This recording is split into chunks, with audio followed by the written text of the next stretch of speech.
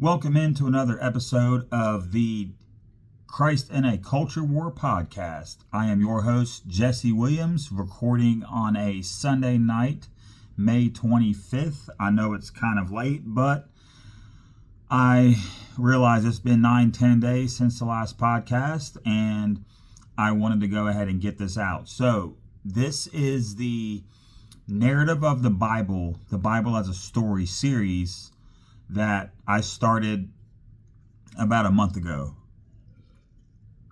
And so we've already covered Genesis 1 through 11, and then we took a detour and we covered Job. So check out the other episodes. This will be added to the narrative of the Bible playlist that is available on my channel. And so for everyone who's been checking that out, I sure do appreciate you. So I don't know how long this episode is going to run. I say that before every podcast. By the way, the people that are commenting on YouTube, thank you for the comments. No, I am not a Yankees fan. I have a lot of hats. I'm a Cleveland Guardians fan, so definitely have no love for the Yankees. Someone in the comments said everyone knows that God is a Dodgers fan. I don't know about that, but I'm convinced that he is not a Yankees fan. So, all jokes aside, let's get into... Well, first, let's do a quick recap. So far, we've covered Genesis 1 through 11. So we covered the creation account. We covered the fall. We covered the descendants of Adam and Eve up until the time of the flood. We covered the flood, Noah getting off the ark, Noah getting drunk and what happened with him and Shem. We covered the dispersing of the people after the Tower of Babel. And then we took a detour and we went into the book of Job because from my research, they don't really know exactly when Job lived. I do think that Job could have been one of the earliest books written, but they don't know exactly. And so sorry, I think I have the hiccups. So to keep with the timeline, we went ahead and threw Job on episode, I guess that was episode 4. I'm not quite sure what episode we are currently on. And so I want to say that we're on episode 5 now, episode 5 or 6. You'll see it in the title when I post it. So now we've gotten through the Tower of Babel. We've gotten all the way through that, and then Abraham, who's known as Abram before God changes his name in a subsequent chapter, he's vaguely introduced in chapter 11. So chapter 12 starts off with, the Lord had said to Abram, "Go from your country, your people, and your father's household to the land that I will show you. I will make you into a great nation, and I will bless you, and I will make your name great, and you will be a blessing. I will bless those who bless you, and whoever curses you I will curse, and all peoples on earth will be blessed through you." So this is the first promise that God makes to Abram. Now, I want to jump over to the Enduring Word commentary because there's something interesting that I found. So in Acts 7, verses 2 through 4, this is Stephen before the Sanhedrin. And he said, "Brethren and fathers, listen. The God of glory appeared to our father Abraham when he was in Mesopotamia, before he dwelt in Haran, and said to him, 'Get out of your country and from your relatives and come to a land that I will show you.' Then he came out of the land of the Chaldeans and dwelt in Haran, and from there, when his father was dead, he moved him into the land which you now dwell." So this is what this commentator would say, that this is partial obedience, right? So initially so it's not explicitly pointed out in this passage in Genesis 12, but Stephen confirms that God had told him before. So once his father dies, so he lives in Haran, and so once his father Terah dies, so we see this in verse 4, "And Abram went as the Lord had told him, and Lot went with him." Lot's his nephew. Abram, and we get that in Genesis chapter 11. Abram was 75 years old when he set out from Haran. He took his wife Sarai, whose name has also not been changed yet, his nephew Lot, all right, all the possessions they had accumulated and the people they had acquired in Haran, and they set out for the land of Canaan, and they arrived there. So the land of Canaan is the land that God is promising to Abram, which, according to the commentary and from historical people, that land of Canaan is greater Israel, not the smaller nation of Israel we have today. Verse 6, Abram traveled through the land as far as the site of the great tree of Moreh at Shechem. At that time, the Canaanites were in the land. So at this point, we know we're going to see later of why the Canaanites were allowed to stay in the land. The Lord appeared to Abram and said, to your offspring I will give the land. So he built an altar there to the Lord whom had appeared to him. So God appears to Abram. He says, hey, look, I want you to leave this land, which is which is where he started out in his father's household. They moved to Haran, and then they moved through Canaan.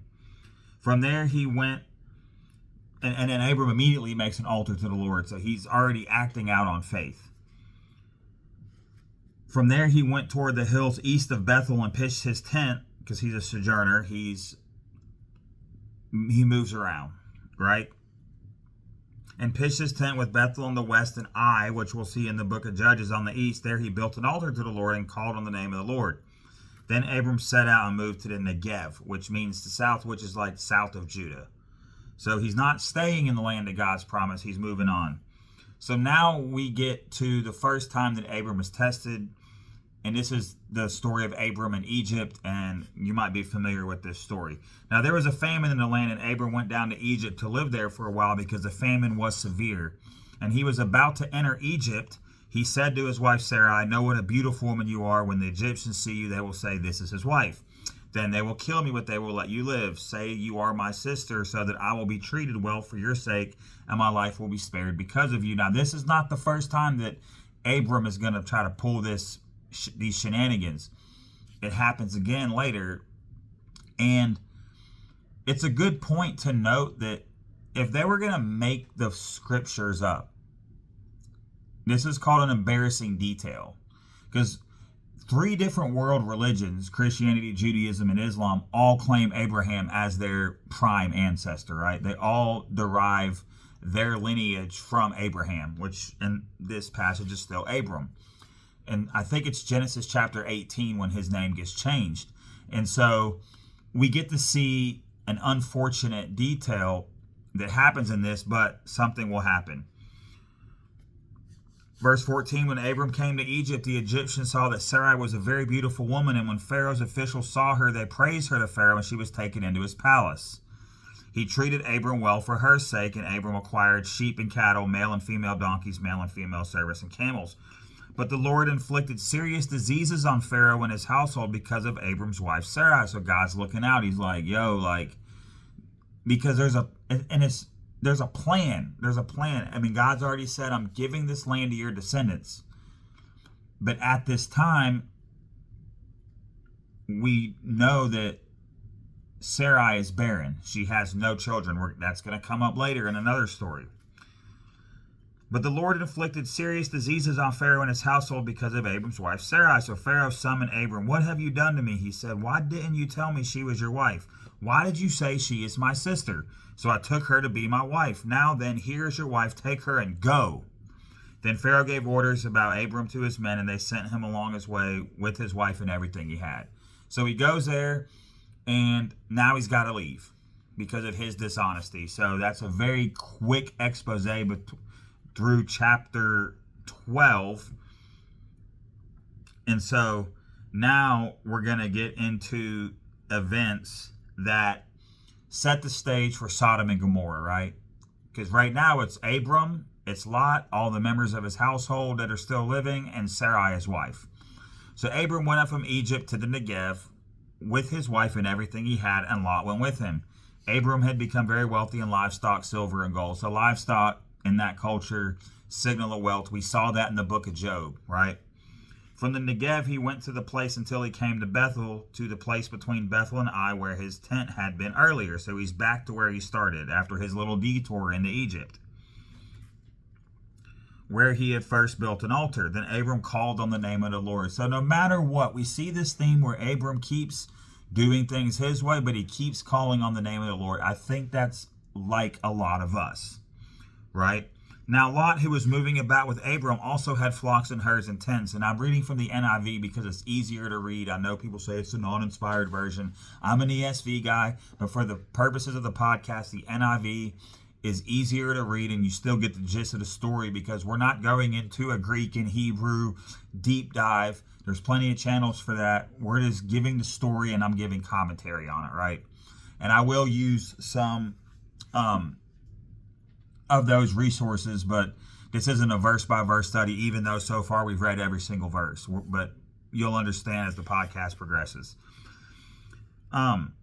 Now Lot, who was moving about with Abram, also had flocks and herds and tents, but the land could not support them while they stayed together because they had a lot of stuff, right? They had too much livestock for the land.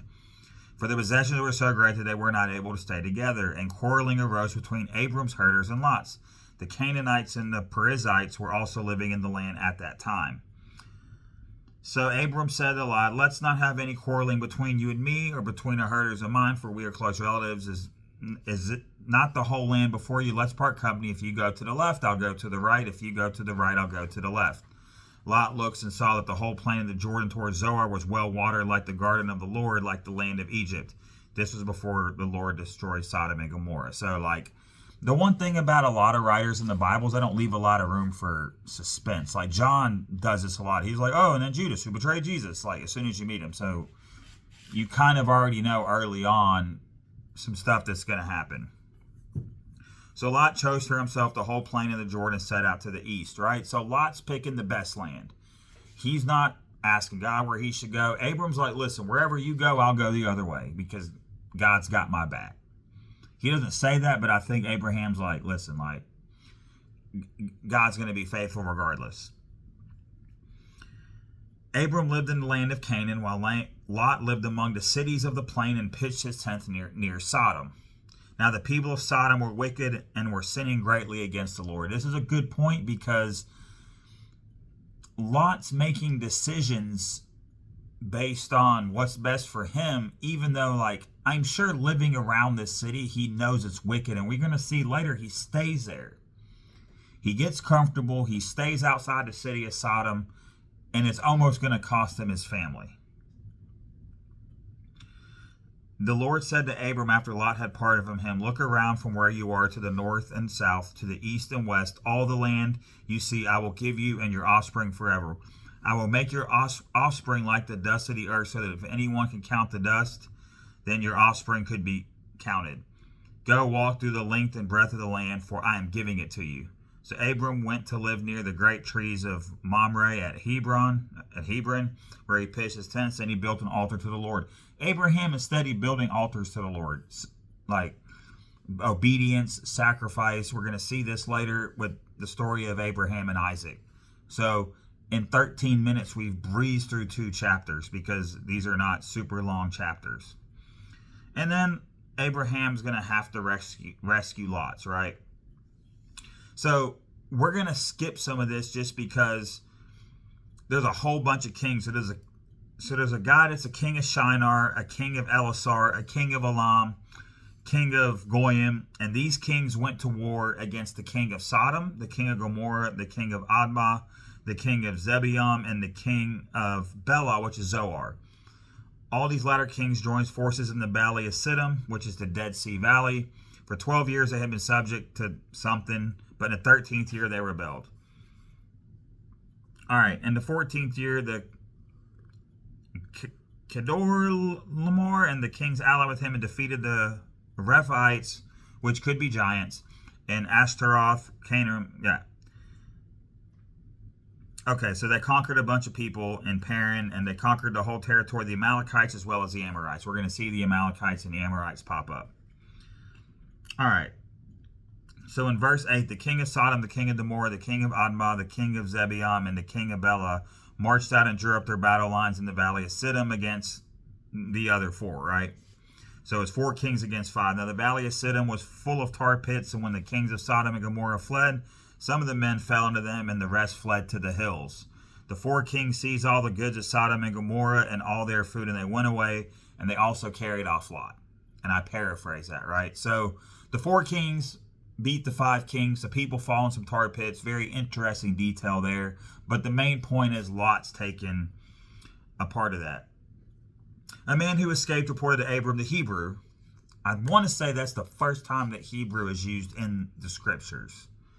Now, Abram was living near the great trees that we talked before, and he had a bunch of guys. So in verse 14, when Abram heard that his relative had been taken captive, he called out to 318 trained men born in his household and went in pursuit as far as Dan. During the night, Abram divided his men to attack them, and he routed them, pursuing them as far as Hobah and north of Damascus. Right? So they're giving you geographic clues, because Damascus is the current capital of Syria, which there's a lot going on in Syria. I was actually there from November of 2023 until March of 2024 with the military. So Abram divided his men, he routed them, he got everything back, including Lot. After Abram returned from defeating the kings, the king of Sodom came out to meet him in the valley of Shavah, that is the king's valley. Then Melchizedek, who's brought up in the book of Hebrews, king of Salem, which I think becomes Jerusalem, brought out bread and wine. He was priest of God Most High. And he blessed Abram, saying, Blessed be Abram by God Most High, creator of heaven and earth, and praise be to God Most High, who has delivered your enemies into your hand. And Abram gave him a tenth of everything. All right, so we're going to go to the commentary.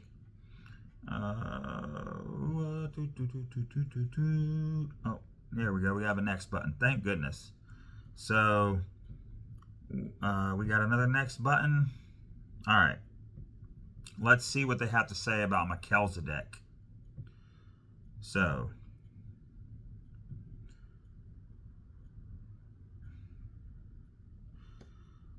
okay, so I'm going to read a little bit from here.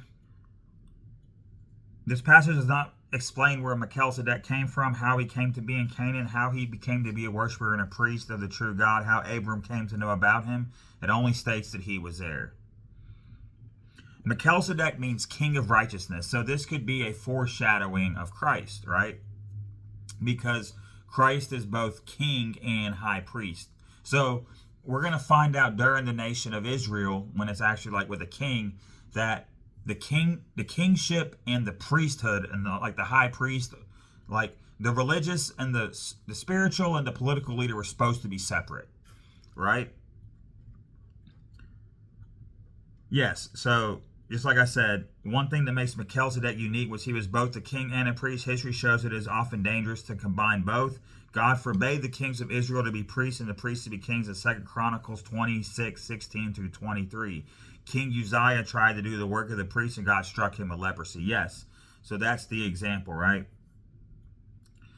He brought out bread and wine, which is a foreshadowing of Jesus, right? Because when we celebrate the communion, the Lord's Supper, it's bread and wine, or if we're Baptists, it's crackers and juice, right? But it signifies Jesus's body and his blood. We're not going to get into the deepness of communion, of what actually happens there at this time, because you can go a different direction of that. Attention is given to this idea in Hebrews 5 through 7. Though Melchizedek seems like an obscure figure, he is in fact an important Old Testament person. Psalms 110:4 says the priesthood of the Messiah will be a priesthood according to the order of Melchizedek, in contrast to the order of Aaron. Aaron is the priesthood in which the priests in Israel will come through, and then we'll see the corruption that happens within the priesthood. Hebrew describes Melchizedek without father, without mother, without genealogy, having neither beginning of days nor end of life, but made like the Son of God, remains a priest continually. Because of this, some have thought Melchizedek was a pre-Bethlehem appearance of Jesus. Others have suggested he was Seth, Noah's son, Job, an angel. The thing is, we're not quite sure who Melchizedek really is, but he's mentioned and it's important.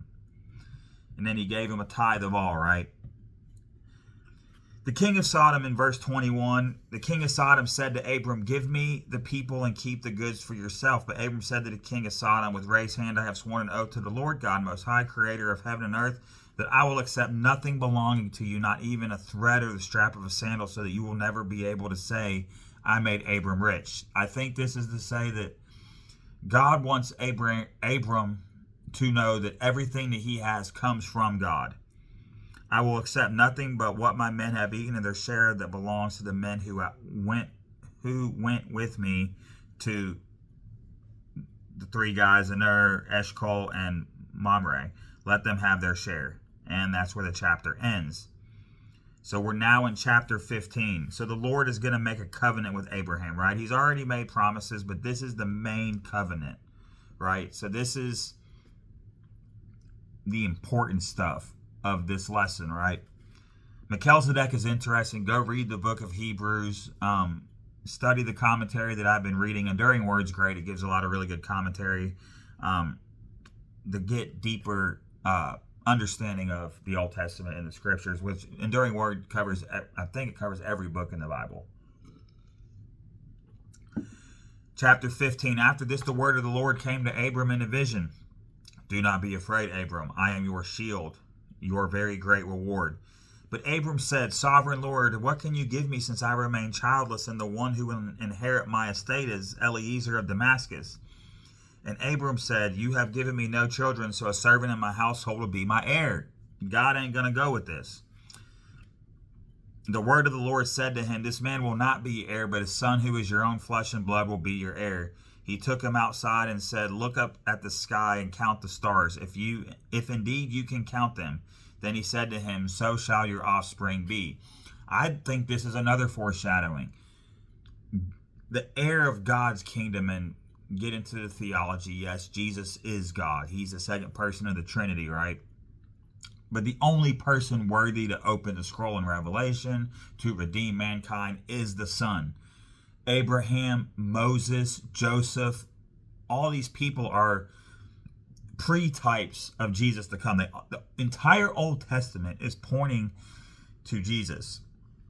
And God willing, by 2027, we will get to the New Testament. But we're going to try to get there sooner. Abram believed the Lord, and he credited it to him as righteousness. That's how people were saved in the Old Testament. Not apart from Jesus, but pre-Jesus. They believe the Lord, and God credits to them as righteousness. They're not righteous on their own. They're not righteous following the law. They're not righteous following rules. They're righteous because they trust in God and God's ultimate plan, which is for his Son to come to live the life we could and die to death we should have, be the atonement, right? And then to resurrect, defeating death, and that's salvation, right? He also said to him, this is verse 7, I am the Lord who brought you out of Ur of the Chaldeans to give you this land to take possession of it. So this brings back to our early point. God was the one who brought him out of Ur into Haran and then to where he is now. So the Lord said to him, bring me a heifer, a goat, and a ram, each 3 years old, along with the dove and a young pigeon. Is 3 years old significant? Maybe Jesus' ministry was 3.5 years. I'm not sure. Jesus, the Bible loves numbers, right? So 3, 7, look those up. And we might cover that in the next podcast. But this podcast is not going to be as long because it is 11:25, and you can also see my eyes are starting to get tired, but I wanted to get this out because I didn't want to procrastinate anymore. Verse 10, Abram brought all these to him, cut them in two, and arranged the halves opposite of each other. The birds, however, he did not cut in half. The birds of prey came down on the carcasses, but Abram drove them away. Very interesting random detail, but nothing in the Bible is random. As the sun was setting, Abram fell into a deep sleep, and a thick and dreadful darkness came over him. Then the Lord said to him, know for certain that for 400 years your descendants will be strangers in a country not their own, and they will be enslaved and mistreated there. This is prophet. God, the Lord is telling him about the Israelites' captivity in Egypt. But I will punish the nation they serve as slaves, and afterward they will come out with great possessions. You, however, will go to your ancestors in peace and be buried at a good old age. In the fourth generation, your descendants will come back here, for the sin of the Amorites has not yet reached its full measure. So the Lord is telling him, it's like, look, this isn't going to happen in your lifetime. Your descendants are going to be in a land as slaves for 400 years. I'm going to punish that country. I'm going to bring them out of that. You, however, you're going to go to your ancestors in peace and be buried. He's like, you're going to die. You're going to die in peace. You're going to die old. And the reason why you're not taking the land now is it says the sin or the iniquity of the Amorites has not yet reached its full measure. So God's going to give these people 400 years to get their act together. So when we see in the Old Testament, when God commands certain things of his people, wipe these people out, drive these people out, it's not that it's on a whim. Like we're seeing right here that the Amorites have been given 400 years. Everyone's descended from Adam and everyone's descended from Noah. So everyone knows about God. God has revealed themselves. Paul makes this clear in the New Testament that some way, somehow, God has revealed himself so that men are without excuse. That's Romans 1. When the sun and the darkness had fallen, a smoking fire pot and a blazing torch appeared and passed between the pieces. On that day, the Lord made a covenant with Abram and said, to your descendants, I give this land from the Wadi of Egypt to the great river, the Euphrates, the land of the Kenites, the Kenzanites, the Cadmonites, the Hittites, the Perizzites, the Rephites, the Amorites, Canaanites, the Girgashites, and the Jebusites, right? So God's like, I'm going to give you this land. So random microphone that I'm not using, but we'll leave it in there. It looks cool. So thank you, Ian, for my microphone. It's his microphone. He just never asked for it back, and we joke about it, right? So it's the golden mic. I'm just recording this off a phone. So far we've covered 12, 13, 14, and 15, 4 chapters. And so I think we will cover one more chapter. I know I'm blazing through this, but this story is very important because right now Abraham came from the land of Ur, went to Haran, went then to God's like, hey, like get up, time to go. We think that God had already told him that he needed to go. Abraham's partially obeying, but all along the way, Abraham's making sacrifices. We've seen him lie about his wife and then get driven out of Egypt, goes back to where he came from. Then Lot gets taken, so he goes and rescues Lot. He meets the Melchizedek fella. He takes no gifts or anything from the king of Sodom. And then God makes this covenant. God explains, hey, look, your descendants, 400 years, going to give the Amorites time to come back to me, to come to me. We know that's not going to happen. Now we're at chapter 16. And we're going to scroll through some things because I want to make sure to see how many chapters. Yes. We're going to cover this chapter and call it a night. So let me scroll back because there's so much that happens. It's going to make, so let's do one more chapter. So now we're on chapter 16. And I did not think I'd get this far, but So chapter 16, now Sarai, Abram's wife, had borne him no children, but she had an Egyptian slave named Hagar.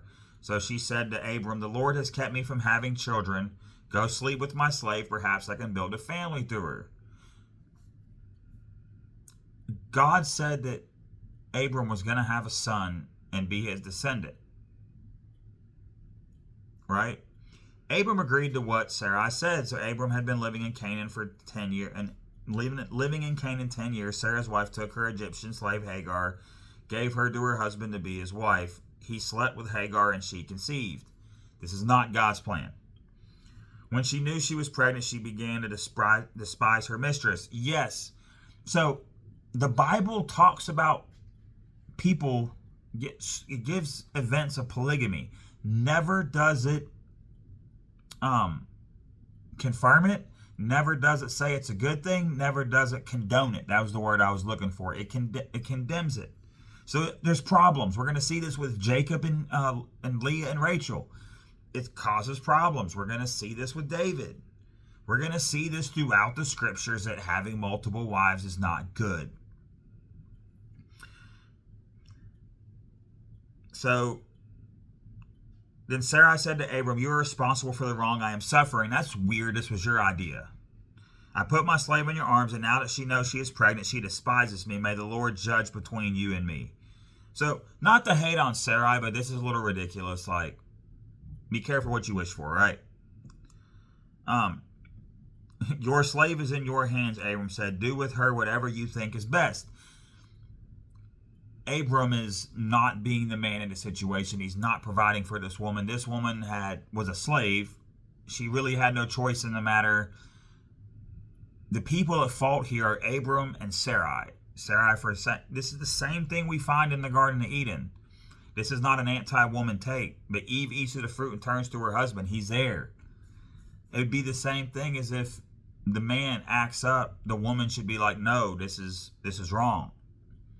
They're both in the wrong here. Then Sarai mistreated Hagar, so she fled from her. So she must have treated her so bad that Hagar is like, I'm out of here. The angel of the Lord found Hagar near a spring in the desert. It was a spring that is beside the road to Shur. And he said, Hagar, slave of Sarai, where have you come from and where are you going? Now, God already knows the answer to this question. God is really good at this. He asks not rhetorical questions, but he asks questions, I think, to see how we're going to respond, right? So God obviously knows what's happened.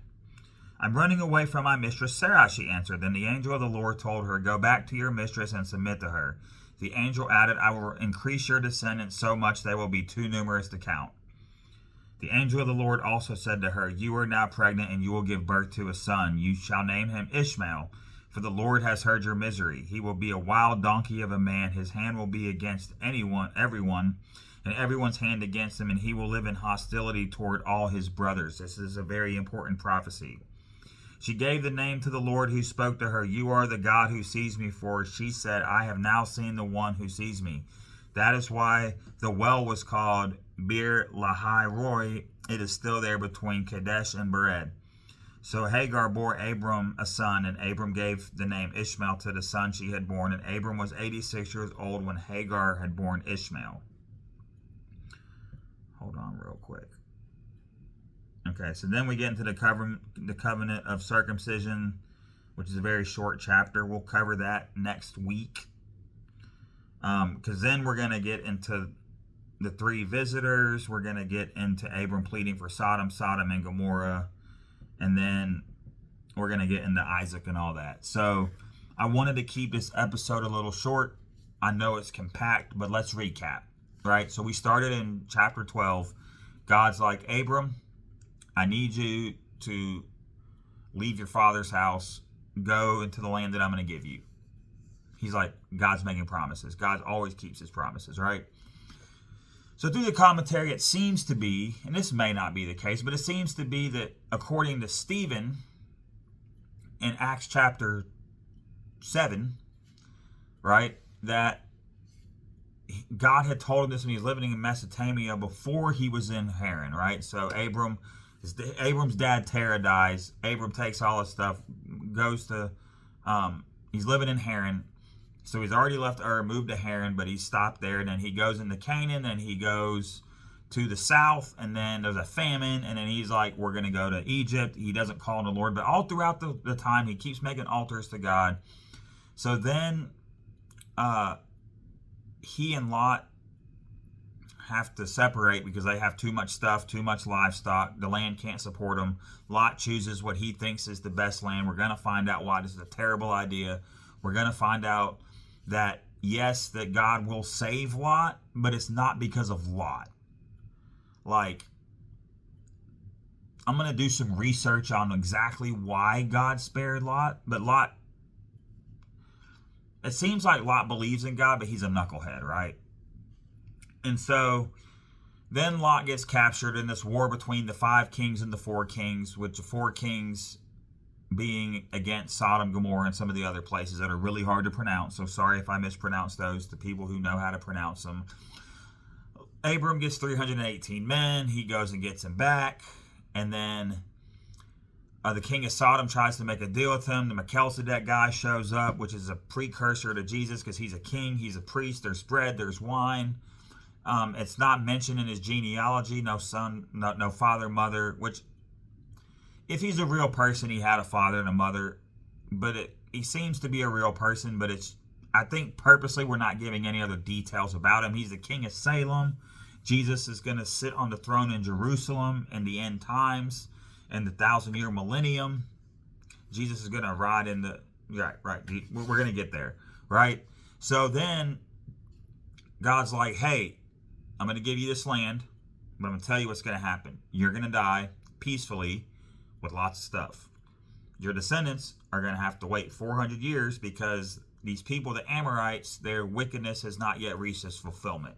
So God is demonstrating patience. He's like, God's almost saying that, like, by the time that I drive these people out, their wickedness is going to be undeniable. And through history, the evil wickedness of the Canaanites, the Moabites, the Amorites, the Amalekites, like, they were really into some bad stuff like child sacrifice, all kind of craziness. And once we get to Sodom and Gomorrah, we're really going to see it's off the rails. So imagine what was going on during the flood that God's like, I'm wiping out everybody but 8 people.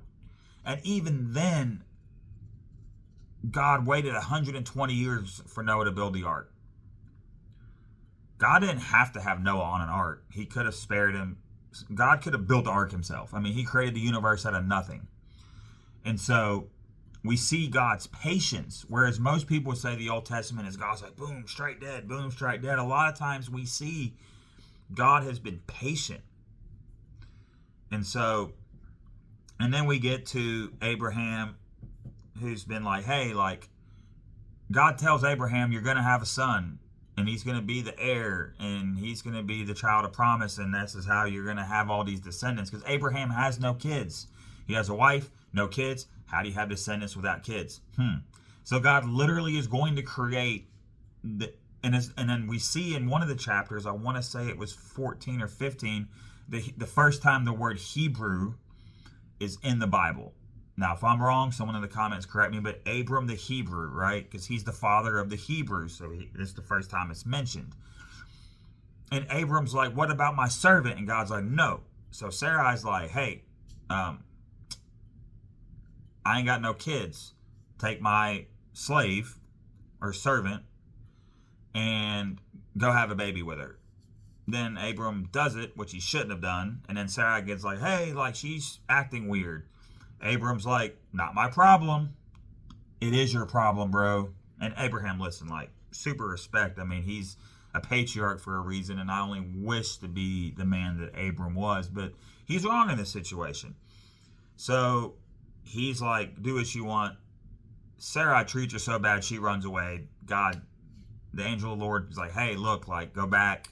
I'm going to make Ishmael the father of many nations. He's going to be a wild donkey. He's going to fight against everybody. This is the father of the Arabs, the people who are in constant conflict with the nation of Israel and then Jews to this day.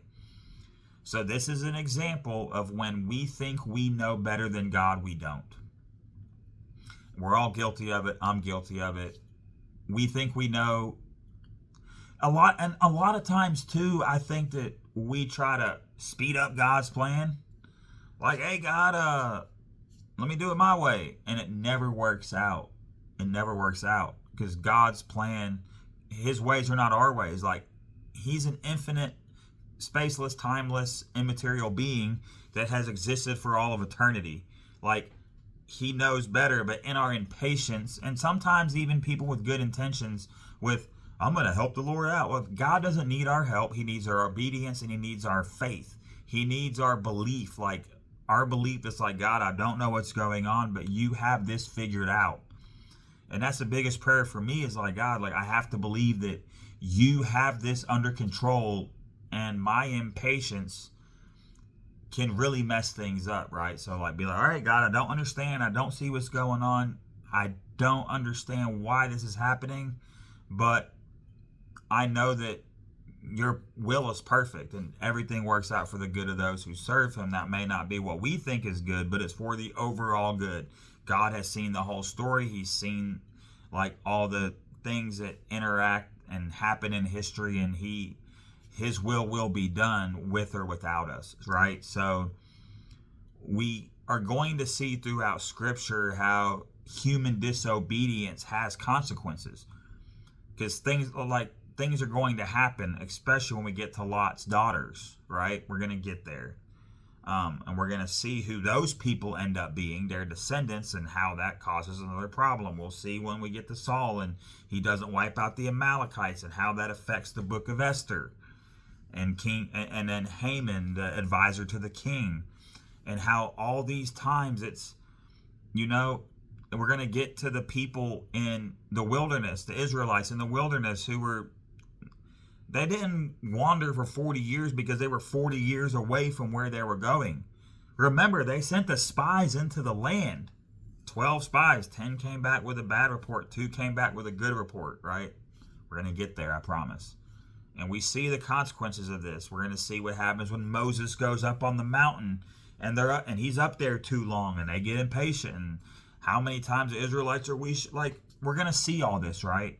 And it's all thematic. It's all real history, and it's all pointing to Jesus. But every single story is in the Bible for a reason. So we covered a lot. Let's recap, not the events, but what we covered. So we covered Genesis 12 through 16. So we covered 5 chapters, and we didn't read all 5 chapters because I'm horrible with some Old Testament names. So I hope this podcast has been a blessing.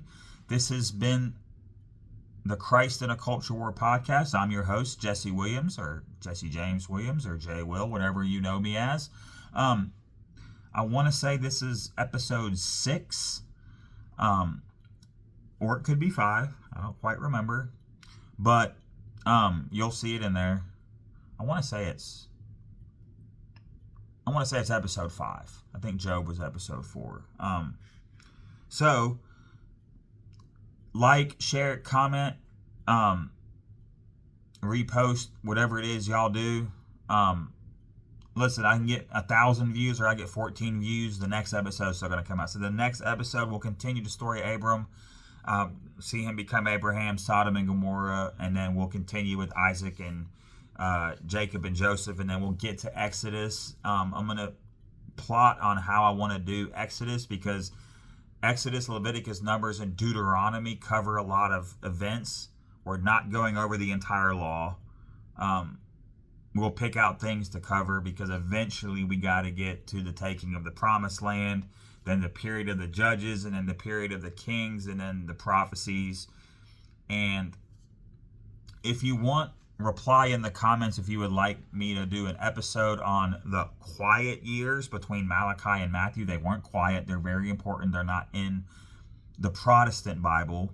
There's events in I think 1st and 2nd Maccabees that talk about what happened between the time of the last prophet of the Old Testament, Malachi, and then when the birth of Jesus. So anyways, this has been an episode of Christ in a Culture War, the narrative of the Bible as a story series.